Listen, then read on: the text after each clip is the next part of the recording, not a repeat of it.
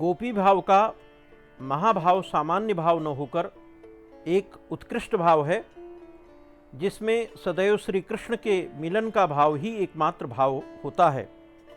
अर्थात जब मानव मस्तिष्क के समस्त भाव तिरोहित हो जाते हैं तथा एक परमात्मा का भाव ही अवशिष्ट रह जाता है, तो उसे ही मधुर भाव साधना में महाभाव की संज्ञा से विभूषित किया गया है।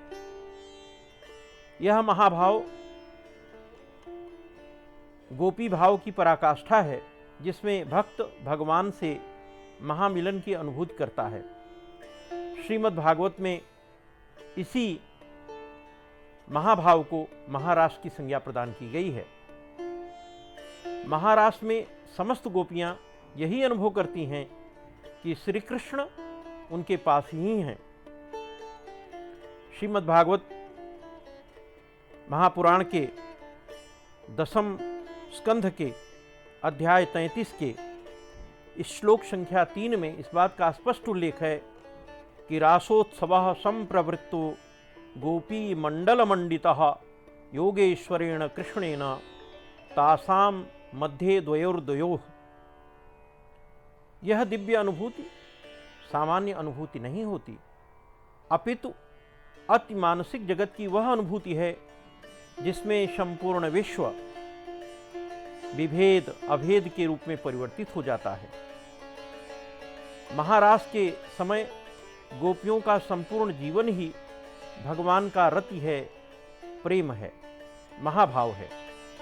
जिस प्रकार एक नन्हा सा शिशु निर्विकार भाव से अपनी ही परछाई से खेलता है, उसी प्रकार रमा रमण श्री कृष्ण ने आत्मस्वरूपा गोपियों के साथ इस महारास में क्रीड़ा किया है। भागवत में गोपियों के अंतःकरण में जो आत्मा रूप में विराजमान है तथा जो सबका साक्षी है, परम गति है, वही अपना दिव्य चिन्मय स्वरूप प्रकट कर इस लीला को संपादित करता है। भगवान जीवों पर कृपा करने के लिए ही अपने को मनुष्य रूप में लाकर ऐसी लीलाएं करते हैं। इन गोपियों ने उनके साथ विहार करने का जो प्रेम संकल्प लिया था, उसे भगवान श्री कृष्ण ने पूर्ण किया। गोपीनाम तत्पतीनाम च सवासामेव देहिनाम यो अंतस्ररति सौ अहम यक्षा क्रीडने देहमात्। भगवान ने देखा, इसका अर्थ सामान्य नहीं है, इसका विशिष्ट अर्थ है। मल्लिका, पुष्प, चंद्रिका आदि समस्त उद्दीपन सामग्री भगवान के द्वारा विकसित हैं, अर्थात लौकिक नहीं हैं, अलौकिक हैं, अप्राकृत हैं। इस महारास में न कोई जड़ शरीर था, न प्राकृत संग था, और न इसके संबंध में प्राकृत कल्पनाएं ही थी। यह तो चिदानंदमय भगवान का दिव्य विहार, जो लीलाधाम में सर्वदा होता रहता है पर कभी कभी प्रकट होता है, वह एक लीला थी। इस दिव्य लीला में समस्त गोपियां महाभाव स्वरूपिणी हो जाती हैं।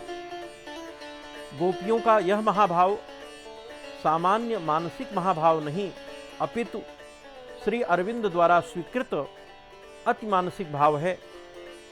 चूंकि अति मनस में अविभाज्य एकता है तथा अति मानसिक अवस्था में समस्त विभेद अभेद में परिवर्तित हो जाते हैं, इसीलिए जीवात्मा एवं परमात्मा के इस महामिलन का श्रेष्ठतम उदाहरण गोपी प्रेम का रास प्रसंग है। इस महामिलन की अनुभूतियों की विवेचना परामनोविज्ञान भी नहीं कर सकता, बल्कि इसकी विवेचना तो स्वयं गोपियां ही कर सकती हैं, अथवा वह साधक कर सकता है जो गोपी भाव की साधना में तल्लीन है। दार्शनिक दृष्टि से अगर देखा जाए तो भगवान श्री कृष्ण आत्मा हैं, आत्माकार वृत्ति ही श्री राधा जी हैं, तथा शेष गोपियां हैं तथा उनकी आत्माभिमुख वृत्तियां हैं और यह रास प्रसंग केवल रूपक नहीं है, कल्पना नहीं है, अपितु पूर्णतया सार्वकालिक सत्य है और इस प्रकार के लीला का नकल भी जीव नहीं कर सकता और न तो करना ही चाहिए, क्योंकि माइक पदार्थों के द्वारा मायातीत भगवान का अनुकरण आखिर कैसे किया जा सकता है। कड़ुए तुम्बे को चाहे जैसी सुंदर मिठाई की आकृति दे दी जाए, लेकिन उस लौकी की कड़ुआहट को क्या कभी मिटाया जा सकता है? नहीं। जिन मोहग्रस्त मनुष्यों ने श्री कृष्ण की रास आदि अंतरंग लीलाओं का अनुकरण करके नायक नायिका का रसास्वादन करना चाहा, उनका घोर पतन हुआ, क्योंकि श्री कृष्ण की लीलाओं का अनुकरण तो केवल श्री कृष्ण ही कर सकते हैं। अतः गोपी भाव का महाभाव सामान्य भाव न होकर एक उत्कृष्ट भाव है, जिसमें भगवान श्री कृष्ण के मिलन का भाव ही एकमात्र भाव है। अर्थात जब मानव मस्तिष्क के समस्त भाव तिरोहित हो जाते हैं तथा एक परमात्मा का भाव ही अवशिष्ट रह जाता है, तो उसे ही मधुर भाव साधना में महाभाव या महारास की संज्ञा प्रदान की गई है। भक्त आंडाल के अतिरिक्त उत्तर भारत में महाप्रभु चैतन्य स्वामी रामकृष्ण परमहंस की अनुभूतियों में भी इस प्रकार के महाभाव की अवस्थाओं के लक्षण दृष्टिगोचर होते हैं।